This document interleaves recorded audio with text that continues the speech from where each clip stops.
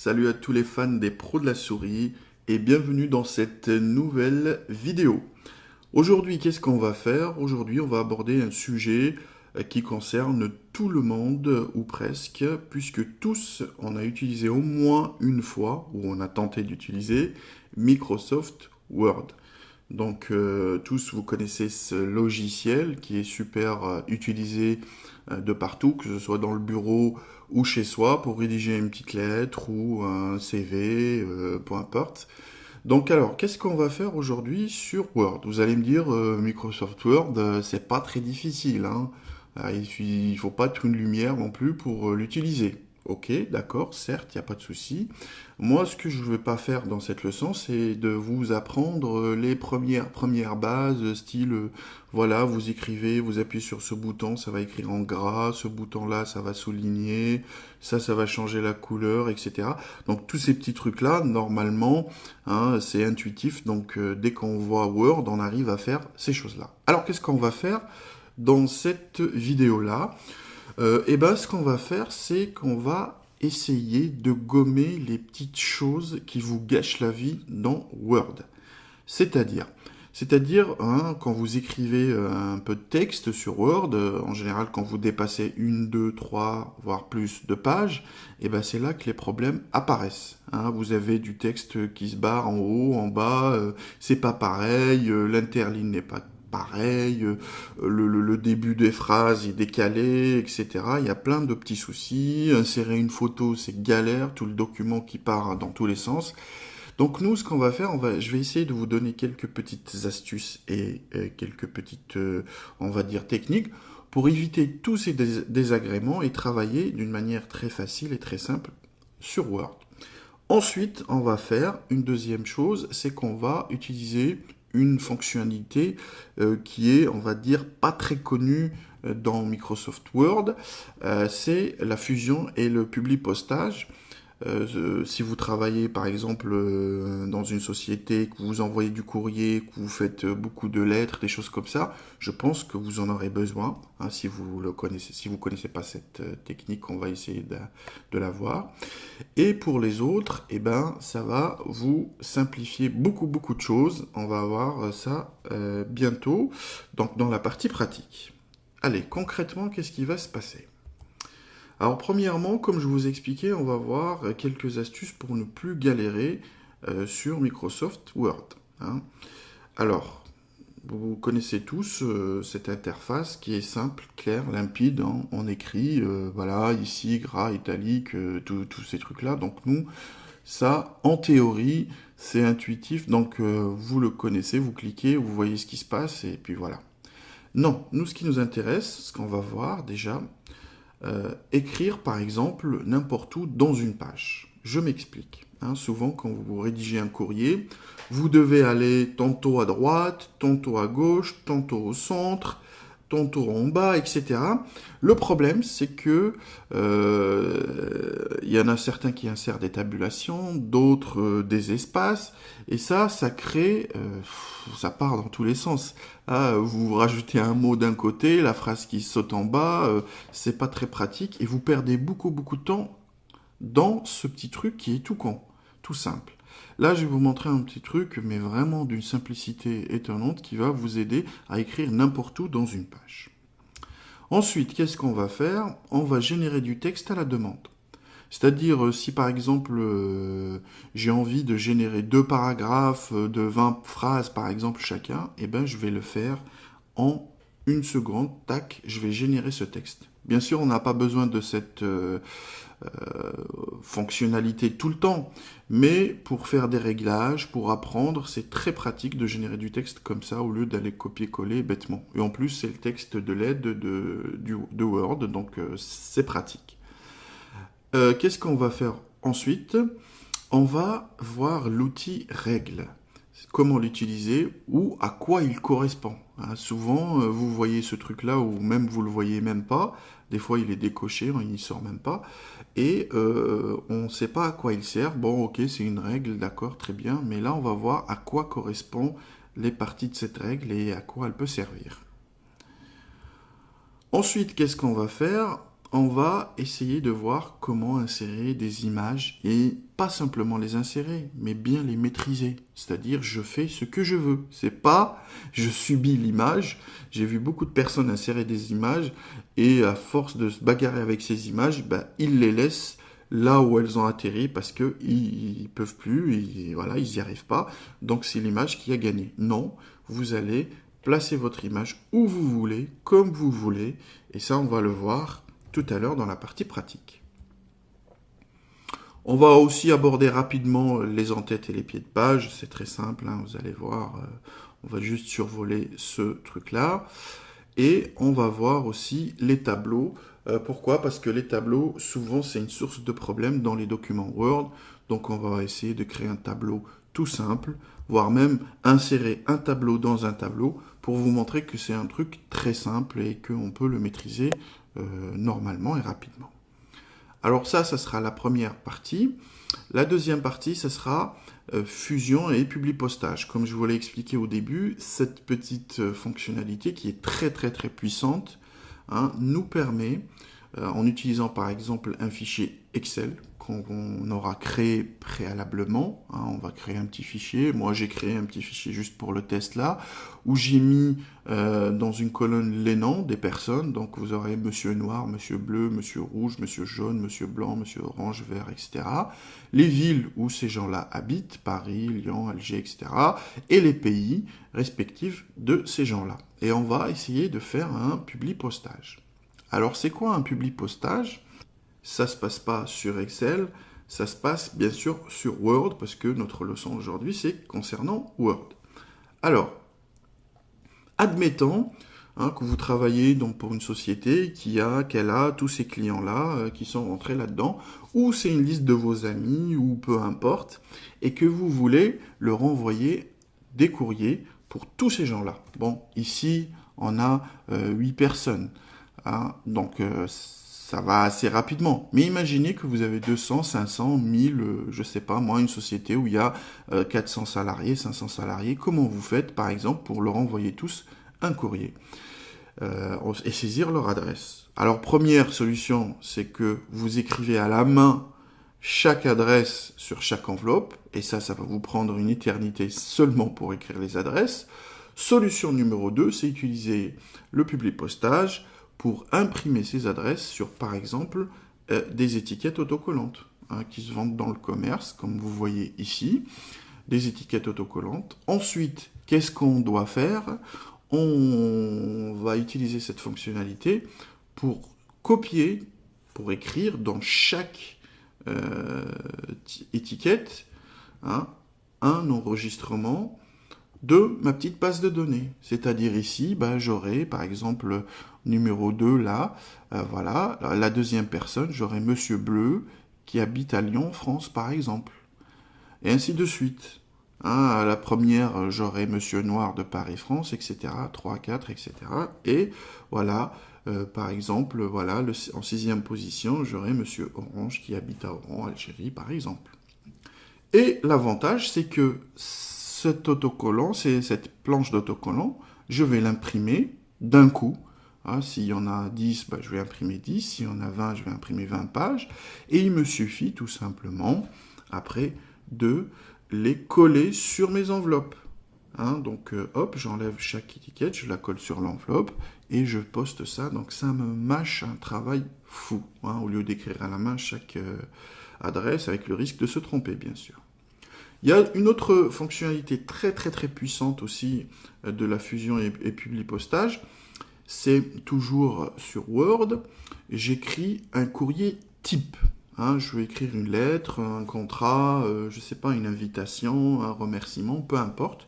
J'écris un courrier type. Par exemple, dans mon cas ici, je dis bonjour, cher monsieur X. Donc, j'étais très ravi d'avoir visité Y, qui est votre ville, l'année dernière, et j'espère pouvoir revenir en votre pays, qui sera en Z, prochainement. Merci merci à vous, monsieur X, pour votre hospitalité. Et là où j'ai placé les X, les Y, les Z, j'ai fait ça juste pour que vous puissiez voir, j'ai même pas besoin de mettre ces X, Y et Z, c'est juste pour revoir. Je vais insérer les champs de cette petite base de données, cette petite liste, dans mon document, et ça va me créer un courrier personnalisé pour chaque personne. C'est-à-dire Monsieur Noir, ça va être bonjour monsieur, cher Monsieur Noir, j'étais ravi d'avoir visité Paris l'année dernière et j'espère revenir en France prochainement. Merci à vous, Monsieur Noir, pour votre hospitalité. Et ça sera pareil avec Monsieur Bleu, avec sa ville, son pays, etc., etc. C'est une fonctionnalité très puissante, donc qui permet de choisir des champs et de les placer dans un document. On voit par exemple le nom, il va prendre cette place, la ville va prendre cette place, le pays va prendre cette place, et encore j'insère encore, j'ai le droit deux fois d'insérer deux fois le même champ, il n'y a pas de souci, dans un document. Je peux envoyer à tous ces gens-là, je peux envoyer qu'à une partie de ces gens-là, ou simplement une seule personne, c'est moi qui décide, et on va le voir tout à l'heure dans la partie pratique. Je peux l'envoyer par mail, via Outlook ou un autre logiciel de mail, c'est-à-dire j'envoie, il faut bien comprendre, à chaque personne un message dans sa boîte mail, mais personnalisé, à son nom. C'est super pratique. Ou j'imprime pour le courrier ou pour, par exemple, un contrat. Quand vous avez un contrat dans une société, quand vous allez, il vous rentre dans une base de données ou dans un fichier comme ça, et automatiquement, avec le Publipostage, on peut vous générer un contrat rapidement. Ou vous voulez faire un contrat pour 5 ou 6 personnes. Pour les gens qui font l'emploi saisonnier, souvent ils embauchent 20-30 personnes. Au lieu de se taper les contrats un par un à les écrire, ils rentrent juste les infos et après, paf, ça génère tous les contrats, par exemple. Voilà. Donc ça, c'est une fonctionnalité qui est utilisée souvent par les gens qui font de la bureautique professionnelle, mais je voulais partager avec vous, peut-être que ça peut vous servir. Vous voulez inviter des amis à votre mariage, je sais pas, moi, faire une fête, remercier des gens, envoyer des faire-part, je sais pas, tout ce que vous voulez faire, vous pouvez le faire avec le Publipostage. Et sans plus attendre, on va passer maintenant à la partie pratique. Alors là, vous avez la fenêtre classique de Word. Là, j'utilise la version 2010, donc on peut utiliser la version 2007 sans problème ou avant, il n'y a pas de souci. Voilà. Je vais pas, comme je l'ai dit auparavant, vous faire les trucs, on écrit, on met en gras, etc. Tous ces trucs-là, vous savez les faire en théorie. Et si vous ne savez pas les faire, entraînez-vous, c'est super facile. Ce qu'on va faire, déjà, comment écrire, par exemple, dans une zone bien définie. Je veux écrire. Par exemple, ici, je vais écrire, par exemple, le nom. Par exemple. Je souhaite mettre la date ici, de ce côté-là. Et bien, très simplement, à partir de Word 2007, je crois, si mes souvenirs sont bons, donc Word 2007, Word 2010, on peut écrire n'importe où, simplement en double-cliquant là où on veut écrire. Donc je ramène mon curseur par exemple ici, et je vais double-cliquer. Et vous voyez, quand je double-clique ici, automatiquement, je peux écrire ici, et ici, on va écrire par exemple, voilà, Lyon, voilà, et on écrit la date d'aujourd'hui, et voilà, 0000, 2013 par exemple. Voilà, bon, cette date n'existe pas, c'est juste un exemple. Ensuite, par exemple, j'ai envie d'écrire, par exemple, le nom de la société où je viens ici. Eh bien, vous l'aurez compris, je double-clique ici, voilà, où je veux écrire, et j'écris, par exemple, société, voilà, tac, voilà, taf, taf, taf, taf, taf, taf. Et vous voyez bien comment j'arrive à écrire. Voilà, si je veux écrire un peu à gauche ou un peu à droite, il suffit tout simplement que je me décale et j'écris. Je veux écrire par exemple l'objet ici, voilà, je fais objet, tac, deux points, etc. Donc c'est très très très pratique pour écrire, signer, parce que souvent, par exemple ici dans le premier exemple, qu'est-ce qu'on faisait? On était obligé hein, de faire soit des tabulations, tac, voilà, soit insérer un espace, et après, quand on écrivait quelque chose là, et ben, ça modifie automatiquement les choses. Là, je peux écrire tout ce que je veux, et vous voyez, ça n'a aucune incidence sur la partie que j'ai insérée de ce côté-là. Ici, la même histoire, je peux écrire tout ce que je veux, voilà, ça ne fait pas bouger ce document-là. Et ça, c'est très important. Ah, c'est juste une petite astuce pour vous expliquer comment on peut écrire n'importe où dans le texte. Donc, il suffit tout simplement d'aller sur la zone et de double-cliquer.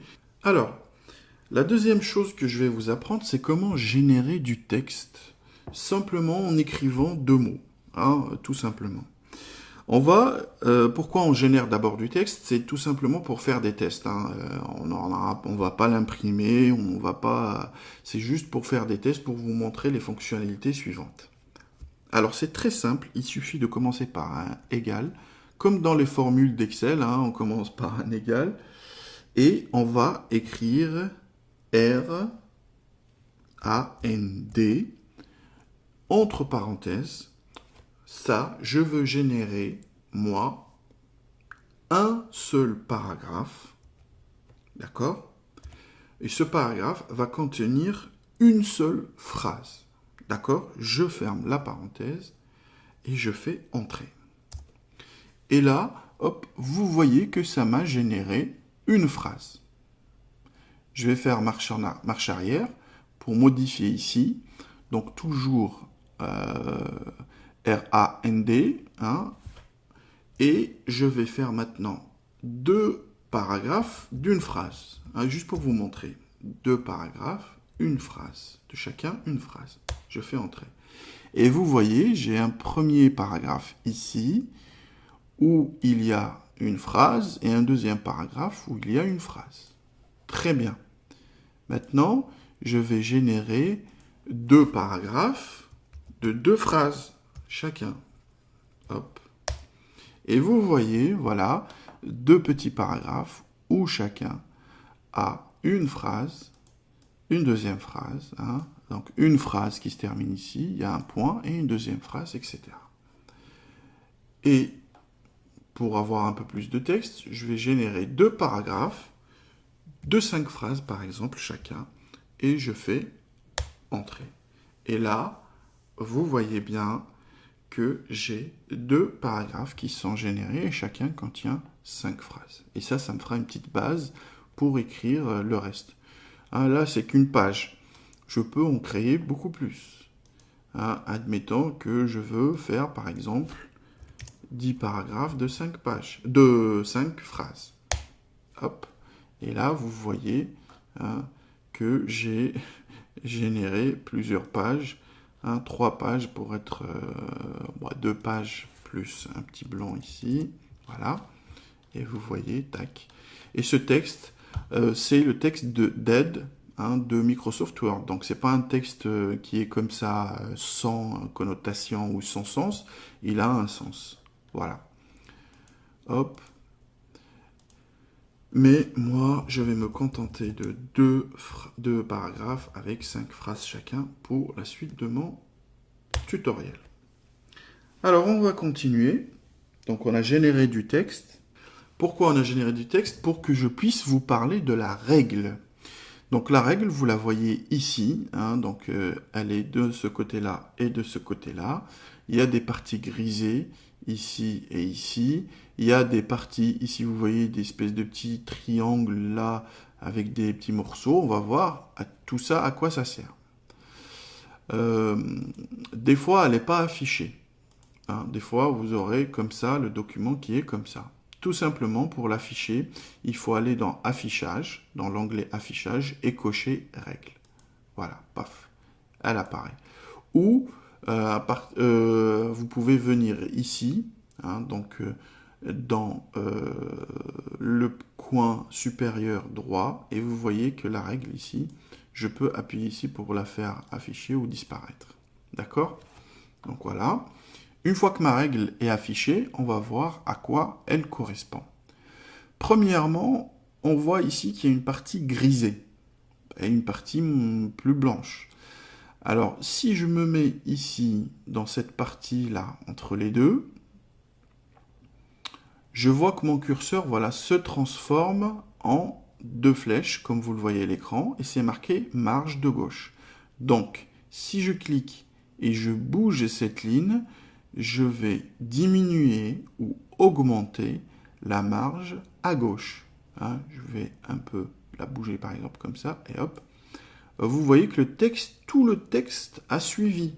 La marge, là, quand je me mets au milieu, c'est la marge de tout mon texte. Pareil de ce côté-là, il suffit tout simplement que je me mette ici hein, sur la séparation entre les deux, et là, je vais gérer la marge à droite.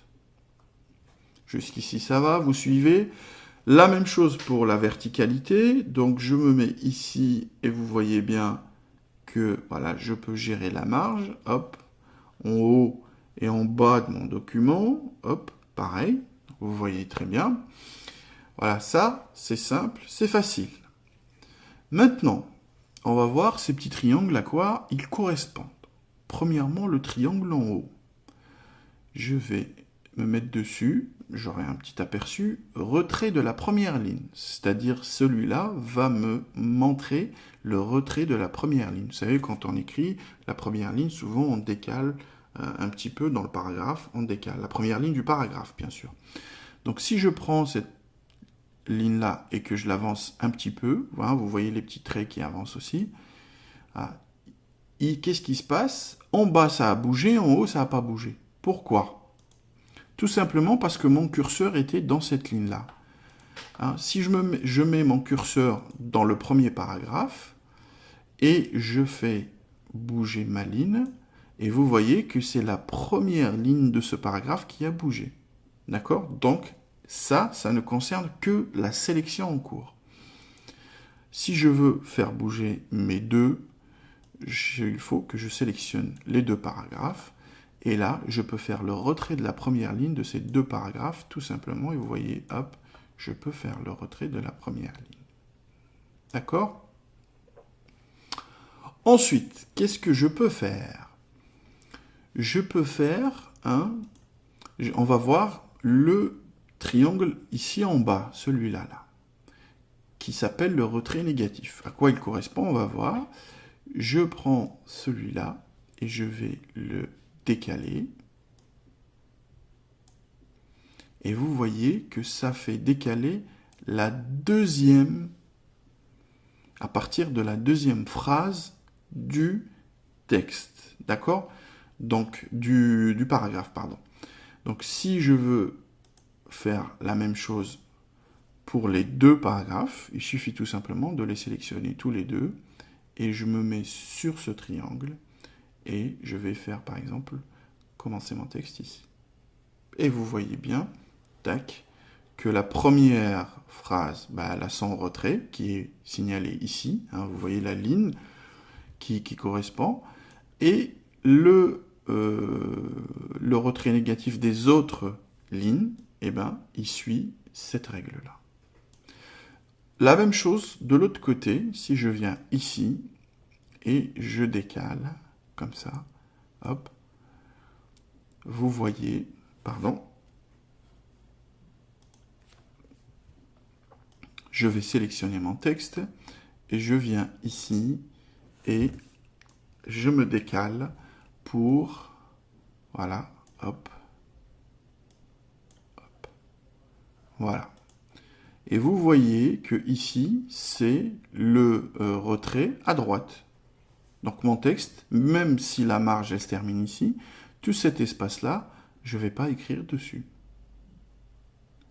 Alors on voit bien à peu près à quoi correspond la règle. Donc c'est un outil très très très puissant. Et souvent, on oublie il y a des repères qui sont ici, on oublie de les regarder ces repères. Et en oubliant de les regarder ces repères-là, on n'arrive pas à maîtriser notre texte. Ou nos paragraphes, parce qu'un paragraphe, il a des retraits qui ne sont pas égaux au paragraphe suivant, etc. Maintenant, je vais faire un petit retrait ici, voilà, de la deuxième ligne. Et au lieu d'aller sur le triangle, je vais sur le petit rectangle en dessous. Et quand je prends ce petit rectangle et je le bouge, vous voyez tout le bloc, même le retrait de la première ligne aussi, bouge aussi. Et ça me permet de garder la distance entre le retrait de la première ligne et la suite, mais de les modifier en même temps. Et hop, voilà, regardez, ils bougent tous les deux en même temps. Et je vais les remettre là où ils étaient tout à l'heure. Voilà.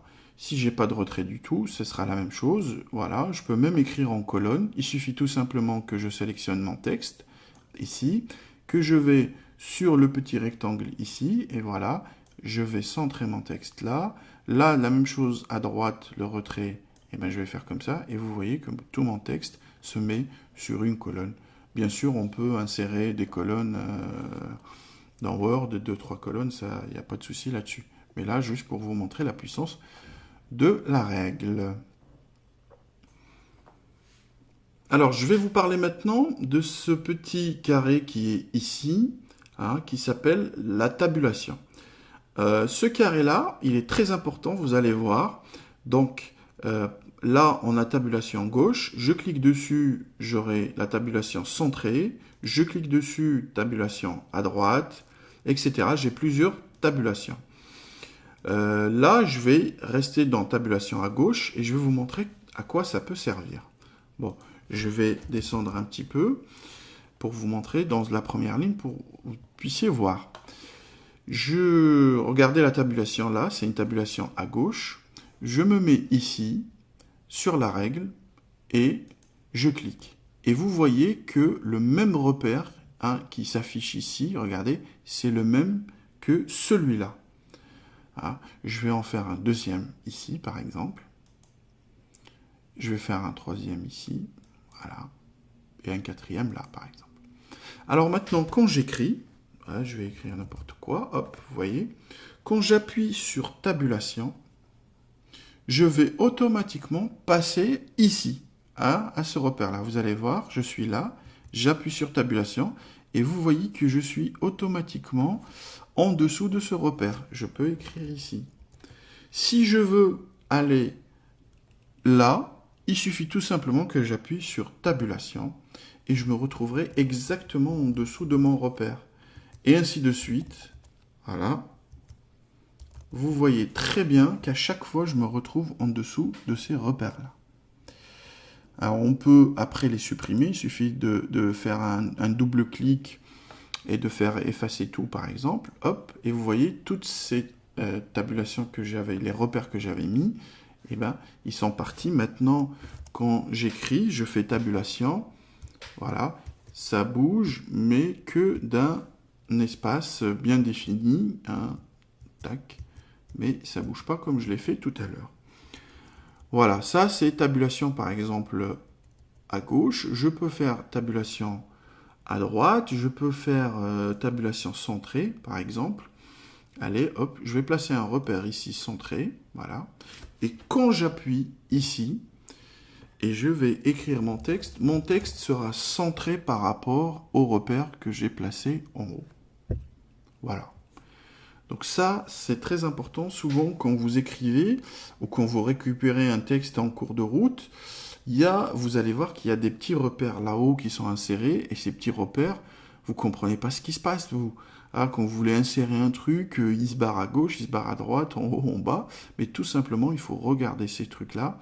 Et s'il faut les supprimer et refaire, supprimez-les. Là, comment dire, le mieux, ce serait de faire ça au tout début du texte.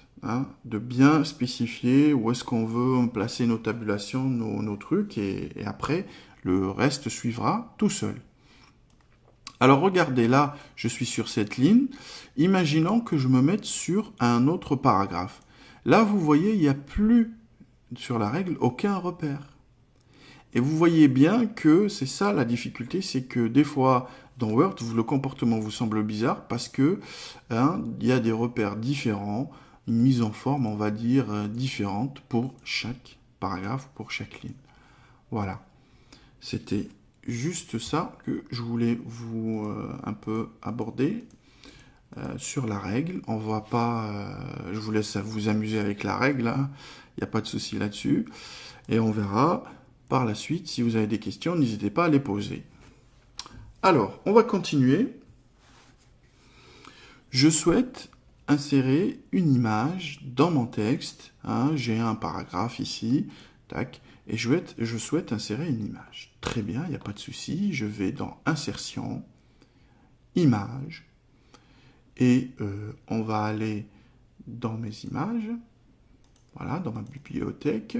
Et je vais prendre par exemple le logo des pros de la souris. Insérer. Et là, vous voyez, il me l'a inséré là où mon curseur était. Voilà, donc c'est pas top.